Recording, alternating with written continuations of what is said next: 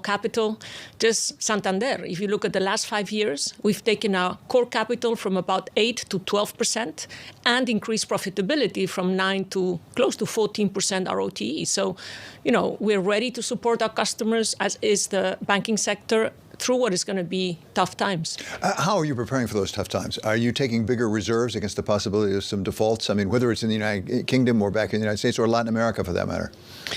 Well, now that you mentioned Latin America and emerging markets, but specifically countries like Brazil and Mexico are in a much better situation than they were in the previous crisis. So typically, the current thinking is emerging markets higher risk. Actually, these countries have less debt, have followed prudent fiscal and monetary policies, and actually one of the few currencies that have strengthened against the dollar the last year are the real and the peso. They're up 5% against the dollar and much more against the euro. So, what we have done to get ready is what I just explained in terms of the numbers. In our case, we have the scale globally, but in market to be competitive.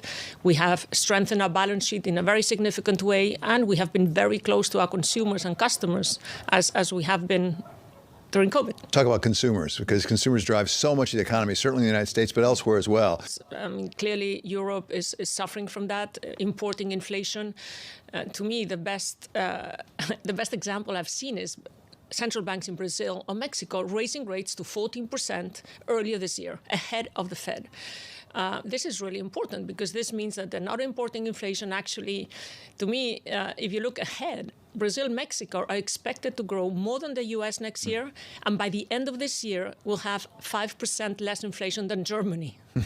Okay, so that is a very different situation. And so, the key here is having your public finances in good order.